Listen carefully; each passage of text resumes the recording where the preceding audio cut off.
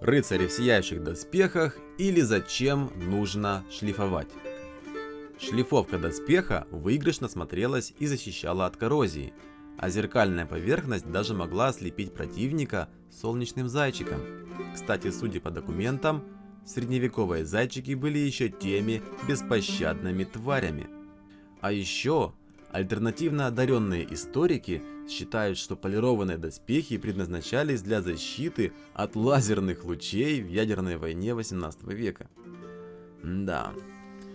Проблема защиты поверхности доспехов от воздействия влаги, именно воды, а не лазеров, стояла перед оружейниками с древнейших времен.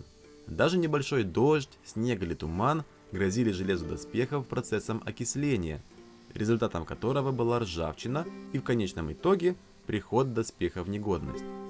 Кроме того, для профессионального воина был важен привлекательный внешний вид доспеха, общая пафосность и красота. Средневековый рыцарь был крайним индивидуалистом. Важной составляющей его жизни была война, рукопашные сражения лицом к лицу. Именно тут он мог реализовать себя как личность и добиться признания. Для этого необходимо было выделяться, в том числе и ярким внешним видом. По словам античного писателя Полибия, римляне Марка Краса были деморализованы видом парфянских всадников в сверкающих доспехах. А еще доспехи стоили огромных денег, и не поддерживать их в презентабельном виде было бы глупо. В процессе эксплуатации воины издревле применяли полировку и смазку поверхностей доспешных пластин. Естественно, это не касалось деталей, покрытых краской, лаком или воронением. Что касается кольчужного плетения, то тут применялся метод очистки поверхности песком, например, просто катая кольчугу в бочке с таким своеобразным абразивом. Полировали пластины пемзой, смазывали различными жирами и маслами. Но следует заметить, что часто пластины доспехов были отполированы неравномерно. Те части, доступ до которых был легче, становились буквально зеркальными. Труднодоступные участки могли потускнеть и даже быть приржавевшими. Но это все относится к внешней стороне доспеха. Внутренняя часть пластин – это самая важная зона, которую необходимо защитить от коррозии. Как-то раз я надел доспех на фотосессию, который не был покрашен изнутри. В доспехе обычно немного жарко, и поэтому начинаешь потеть. Буквально через час появились легкие рыжие следы, а приехав домой через 3 часа после использования, был уже полноценный ржавый налет от пота. Поэтому я всегда крашу доспех изнутри или черной краской, или бесцветным лаком. В средневековье внутреннюю часть пластин часто лудили, покрывая тонким слоем олова. Уже с 14 века до нас доходят письменные свидетельства, описывающие лужение доспеха, например, шлема типа бацинет из арсенала Лувра 1361 года. А если не было нужды блистать латами на поле боя, доспехи вообще могли законсервировать.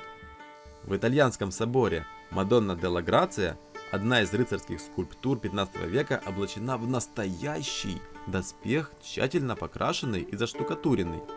И получилось настолько удачно, что впоследствии о необычности скульптуры узнали лишь в 20 веке. В 14 веке, в связи с доспешной революцией, то есть переходом от кольчуги к латам, полировка становилась универсальным решением сразу двух проблем – антикоррозийного покрытия и крутейшего внешнего вида. Изобразительные источники с фотографической точностью показывают, как здорово смотрелась ожившая статуя рыцаря в полном доспехе в сравнении с другими очень дорогими и пышными оформлениями. На фото работы знаменитого Ван Эйка, который чудесно передавал мельчайшие детали внешнего вида. Варианты шлифовки доспеха могли быть разными. Например, матовая полировка с последующим воронением, как показано на картине Конрада Витца 1435 года. Полировка могла делаться перед покрытием лат цветным металлом. Вот так изобразил предположительно золоченый доспех художник Мемлинг около 1470 года. А вот на его же картине десятилетия спустя зеркальная поверхность доспеха.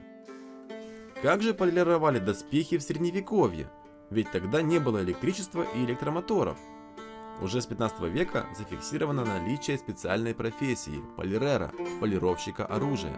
Ян Страйден, конец 16 века, упоминает в своих заметках о полировке разнообразные виды и стили работ, в том числе стиль под античность, все-таки на дворе эпоха Ренессанса. А вот на фотографии хорошо видно полировку наруча деревянным инструментом с кожаной или войлочной оттяжкой, а тут полировку шлемов. Также очень часто изображали механическое колесо для шлифовки. Рукавицы на видео от доспеха Кунста Шотта фон Хеллингена. В замке Хорнбург на реке Некар жил в начале 16 века выдающийся разбойник Конрад Шотт из рода фон Хеллингенов. Высот в сложном ремесле раубритера, то есть рыцаря-разбойника, наш Кунст достиг немалых. Лучшим признанием его профпригодности была колоссальная сумма в 2000 гульденов, назначенная фанатами из города Нюрнберг за его голову. До наших дней дошли не только скупые строчки летописей, но и полный доспех нюрнбергского ужаса, хранящийся в коллекции Гвинна, исследованный Эдвардом Окшоттом. Рукавицы этого доспеха – вершина оружейного искусства германских платнеров, мастеров выделки лад. Конструкция и монтаж этих боевых рукавиц указывают на принадлежность к окончательно сложившемуся к концу 15 века германскому стилю. Как было не рассказано в предыдущих роликах, постепенно итальянская мода слилась с германской. Фишкой немецких платнеров были ребра жесткости. Фишкой итальянской школы были большие пластины и подвижные сочленения пластин на заклепках. Рукавицы из комплекта фон Хеллингена как раз и воплощают два этих технических подхода. Гофрирование покрывает крагу и 4 сегмента, защищающих пальцы. Костяшки пальцев прикрывает настоящий кастет из пирамидальных выступов. Большой палец защищен отдельной деталью из нескольких пластин, обеспечивающих подвижность, а значит удобство хвата оружия. Любопытно, что пластины на запястьях не гофрированы. Они имеют фигурные края чисто декоративного плана, но гладкую поверхность. Эта часть рукавицы должна быть максимально подвижной, при этом пластины расположены с нахлестом друг на друга. Вся конструкция боевых рукавиц не только подвижная, но и мощная, собрана на заклепках в единый кулак.